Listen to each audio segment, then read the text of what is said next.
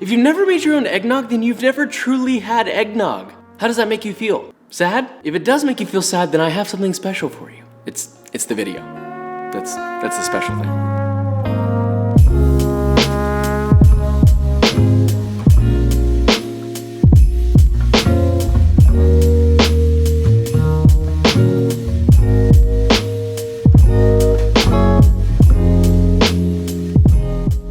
So we're making the real deal eggnog. The key ingredient to eggnog happens to be eggs, believe it or not. To me, it's just kind of like a loose custard. You know, you're literally, I'll wait for the car. I'll wait for it.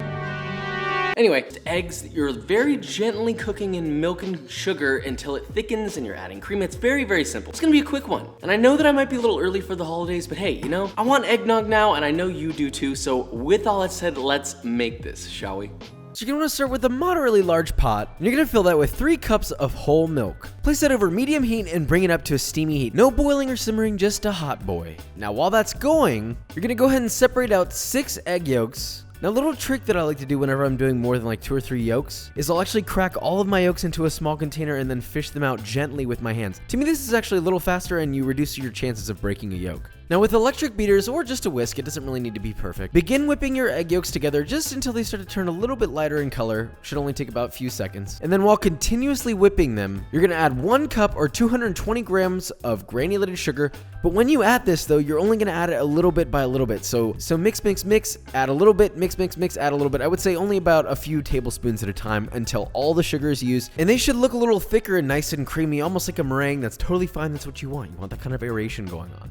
Now at this point, your mixture should be nice and hot and steamy, not boiling, just hot and steamy. Now you don't want to add your egg mixture straight to this, they could immediately curdle. So what we do is we're actually going to start whisking the eggs, and then as we're whisking, we're just going to add a little ladleful of that hot liquid into there, and we're going to whisk it until it's all thoroughly mixed. Do that 1 or 2 more times, just until your egg yolks have kind of come up to temp and they're nice and warm. Then you can pour that liquid back into the milk mixture, along with the beans from half a vanilla bean pod or 2 teaspoons of vanilla extract. Now we're nearly done, and this next part is really easy, but can be screwed up really easily. Literally all you need to do is to cook this on a low heat, stirring it often for 10 to 15 minutes or until it's nicely thickened. And for the record, do not bring this to a boil. Do not let this simmer. It'll totally ruin it. If you're really scared of it, then I would keep it around 175 degrees Fahrenheit or 79 degrees Celsius. Try and keep it at that temp until it's nice and thickened and it coats the back of a spoon, kind of like this. The longer you cook it, the thicker it's gonna get. If you like it a little thicker, then go a little bit longer. Just remember that once this cools down, it's gonna thicken even more. Now pour your finished mixture through a fine mesh sieve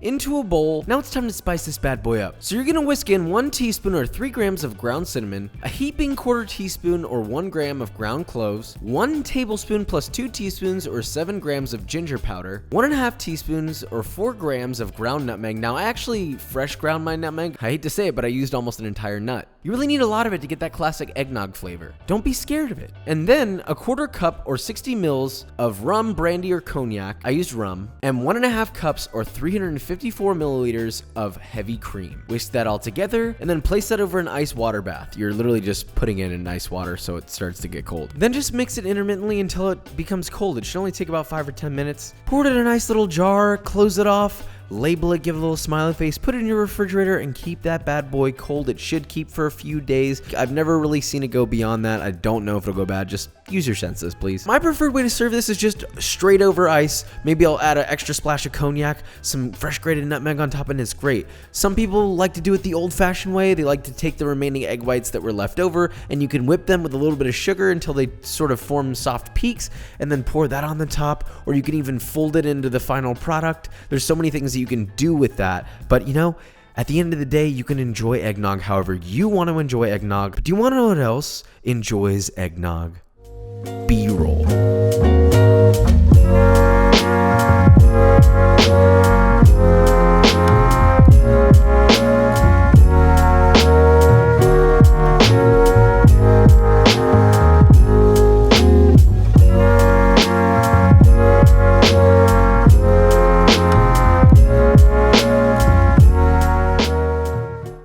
And that is it. So, homemade eggnog, you know, it's a pretty basic recipe actually. It's fast, as you saw. You probably have all the ingredients for it. The fact that people go out and buy it in stores, Basically eggnog that's not really eggnog. it just has like artificial flavors and stuff like that, really bums me out. So I hope that this is a contribution to those people. Something valuable, something. Let's address merch actually. It's about time that we address it. I think that I'm just gonna drop shirts first. You know, let me know what you guys think about this. I'm just really struggling to find somebody who wants to do aprons the way that I wanna do it. So we'll come back to it soon.